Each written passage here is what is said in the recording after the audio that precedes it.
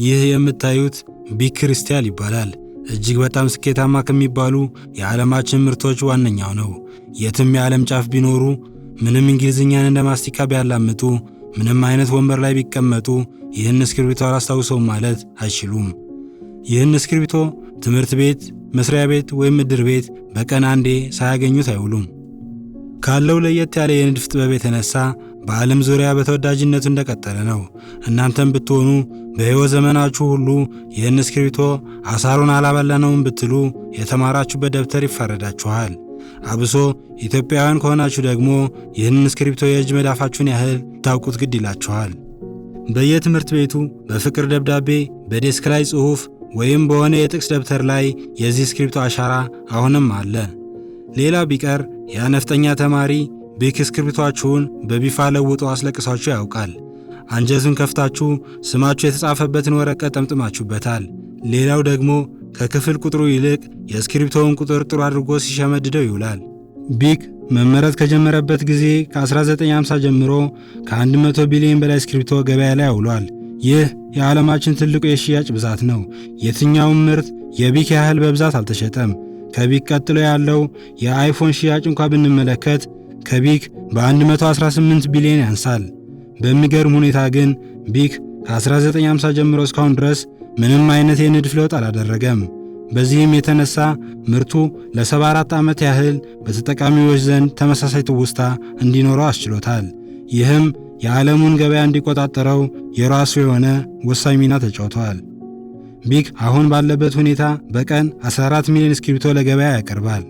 ወሳኙ ጥያቄ ግን ቢክ በዚህ ልክ ተወዳጅና ስኬታማ ያደረገው ምስጢር ምንድነው የሚለው ነው። እያንዳንዱ የስኬቶቹ ምስጢሮችና እንዴት የፊዚክስ መሰረታዊ ዕውቀትን ተጠቅሞ የተዋጣለት የእስክሪብቶ ምርት ሊፈጥር ቻለ የሚለውን አብረን እኒ። በመጀመሪያ የዚህን እስክሪብቶ ታሪክ ከማንሳታችን በፊት በጽሑፍ ዙሪያ የነበሩትን ታሪካዊ ዳራዎችን እንመልከት። በቀደመው ጊዜ ብዕር ለጽሑፍ መሳሪያነት እንደየጊዜው ዕውቀትና ስልጣኔ የተለያየ ይዘት ኖሮት ሲያገለግል ቆይቷል። ላባ እየነከሩ ወይም ቀጭን እንጨት ቀለም እየጠቀሱ የሚጻፉ እልህ አስጨራሽ ስለነበሩ ግን ለየት ያለ የጽሑፍ ልምድ ያለው ባለሙያ ብቻ ነበር ብዕርን የሚጠቀመው። ቀለም እየነከሩ ያጠፉት ከነበረው ጊዜ በተጨማሪ መንጠባጠቡና አለመመጠን ልዩ ባለሙያ እንዲኖረው አስፈላጊ ነበር። በዚህ የተሰላቹ ብዙ ሰዎችም ከግብፁ ስልጣኔ ጀምሮ እስከ 1803 ድረስ የተለያዩ አይነት ብዕሮችን ፈጥረዋል። ነገር ግን የቀለም አለመመጣጠንና መጥፋት ለብዙ ጀማሪ ጸሐፊዎች በተለይ የራስ ምታት መሆኑ አልቀረም። በዚህ የተነሳ ተራ ጽሑፍ እንኳን ለመጻፍ የለመደ ባለሙያ ማግኘት ግዴታ ነው። በእርግጥ አሁንም ቢሆን እንደዚህ አይነት ብዕር የሚወዱና በውድ ዋጋ ገዝተው የሚጠቀሙ ከበርቴዎች ብዙ ናቸው። ከ1803 በፊት እንኳ የዚህ ብዕር ዋጋ በአሁኑ ሂሳብ $150 ነበር። ይህን ብዕር ገዝቶ ከመጻፍ ግን በጋሪ ተጉዞ መልእክት ማድረስ ይቀላል። ደግነቱ ከ19ኛው ክፍለ ዘመን በፊት የነበረው ማንበብና መጻፍ የሚችለው ማህበረሰብ 20% ብቻ ነበር። የብዕር ዋጋ መወደድ ያን ያህል ጫና አይፈጥርም ነበር። በኋላ ላይ ትምህርት ሲስፋፋና የተማረ ሰው ሲጨምር ግን በዚህ ብዕር ተጠቅሞ መጻፍ አስቸጋሪ እየሆነ መጣ። የዚህ ጊዜ ነው እንግዲህ ጨዋታ ቀያሪው የፈጠራ ውጤት ብቅ ያለው። አንድ ጆን ላውድ የተባለ አሜሪካዊ ፈጠራ ባለሙያ በቀጭን ሽቦ መሃል እየወጣ ያልተመጠነ ቀለምን በትንሽ ያህል መቀነስ የሚችል በመጠኑ ለዓይን እንኳ የሚያስቸግር የብረት ኳስ በ1803 አስተዋወቀ። በጽንሰ ሐሳብ ደረጃ ስናየው ይህ ኳስ መሰል ቅርጽ ያለው ብረት በተሻለ መጠን እስክሪብቶ የሚተፋውን ቀለም የተመጠነ እንዲሆን ያስችላል። ጆን ያስተዋወቀውም ይህ የሚሽከረከረው ክብ ብረትን ነው። ፈጠራው የተሻለ ቢሆንም የመጀመሪያ ነውና ክፍተት ነበረው። እስክሪብቶው በሻካራ ነገሮች ላይ ነው እንጂ በመደበኛ ወረቀት ላይ እንኳ እየተንሸራተተ በስርዓቱ አይጽፍም ነበር። በዚህ ባህሪውም ጆን አንድ እስክሪብቶ እንኳን ሊሸጥ አልቻለም። ከ10 ዓመታት በኋላ ግን አዳዲስ የእስክሪብቶ ንድፎች በብዛት መታየት ጀመሩ። ማናቸውም ግን ይህን ቦል ፖይንት የተባለውን አይነት ሊሆኑ አልቻሉም። ይህ የሉል ቅርጽ ያለው ብረት ቀፎ ጫፍ ላይ በደንብ ከገጠመ ቀለም አያልፍም፣ ካልገጠመ ደግሞ ቀለሙን መቆጣጠር አይቻልም። ይህን ችግር መፍታት ነበር እንግዲህ የሁሉም የፈጠራ ባለሙያዎች ፈተና ሆኖ የዘለቀው። ለዚህ መፍትሄ ይሆን ዘንድ ከተመራማሪዎች መሃል አንዱ የነበረው ላዝሎ ቢሮ የተለየ ፈጠራ ይዞ ተከሰተ። በእርግጥ ቢሮ የሚለውን ስም ከእስክሪብቶ ጋር አያይዘው ቋንቋቸው ውስጥ ያካትቱ አማርኛን ጨምሮ ብዙ ቋንቋዎች ዓለም ላይ አሉ። ላዝሎ ቢሮ የዚህ ሁሉ ችግር ከቀለሙ ባህሪ መሆኑ ተረዳ። በወቅቱ የነበሩት ብዕሮች ይጠቀሙት የነበረው ቀለም ቀጠን ብሎ ውሃ የተበጠበጠ ስለነበር ሲያሻው እየተፋ ሲደብረው እየደረቀ ያስቸግር ነበር። በዛ ላይ ውሃ ብጥብጥ ስለሆነ ወረቀት ጀርባ ላይ ሰርጾ ይታይ ነበር። ቀለሙ የብረት ኳሱ ጋር ለመድረስ ሲጠቀመው የነበረው የመሬት ስበትን ብቻ ስለነበር እስክሪብቶ ቀና ተደርጎ ካልተያዘ የተቆራረጠ ጽሑፍ እንጂ ወጥነት ያለው አልነበረም።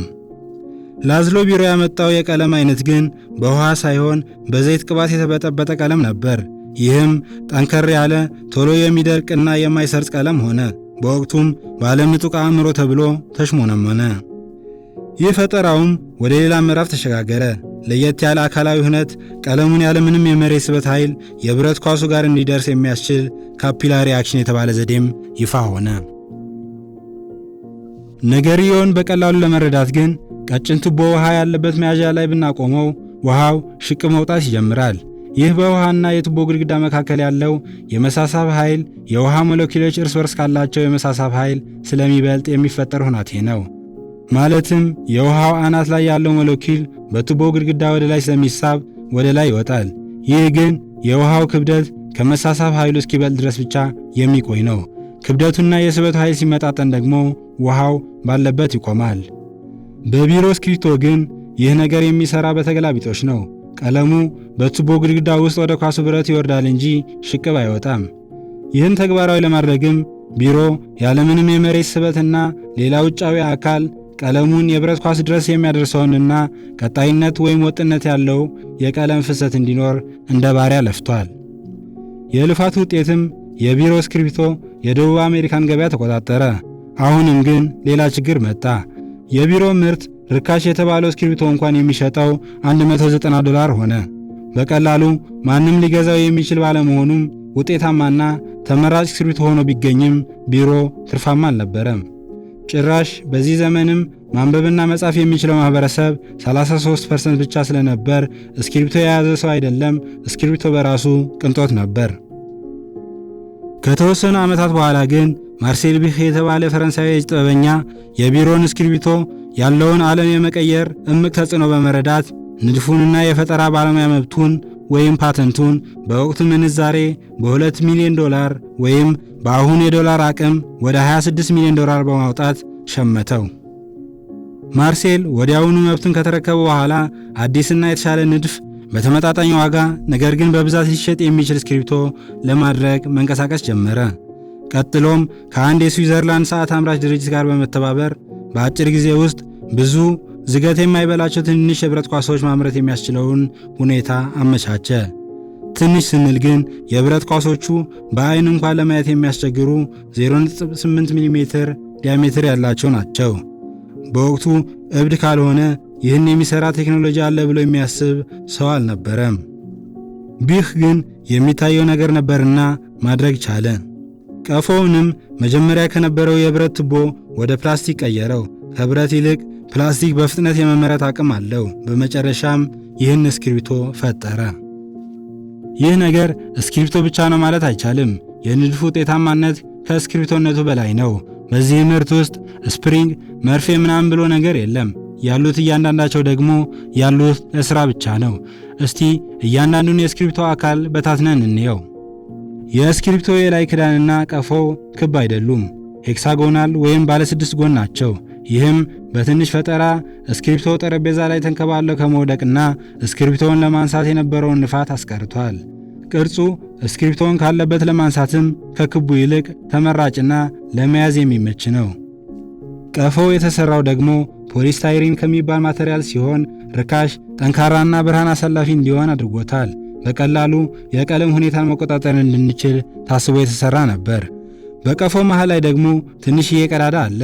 ይህም አየር በቀላሉ ወደ ውስጥ በመግባት የቀለም ቱቦውን እንዲሞላ ነው። አየር ገብቶ ቱቦውን ካልሞላውና ወደ ታች ካልገፋው ቀለሙ ቱቦው ላይ ተቆራርጦ እንዲቀርና እንዲያልቅ ያደርገው ነበር። በቱቦ ውስጥ ያለው ቀለም የካፒላሪ ኢፌክቱን ውጤታማ ያደርገዋል። የተሻለና ወጥራት ያለው ቀለም በፍጥነት እንዲተካ በማድረግም ቀለሙ እንዳይቆራረጥና በፍጥነት እንድንጽፍ አጋዥ መሆን ችሏል።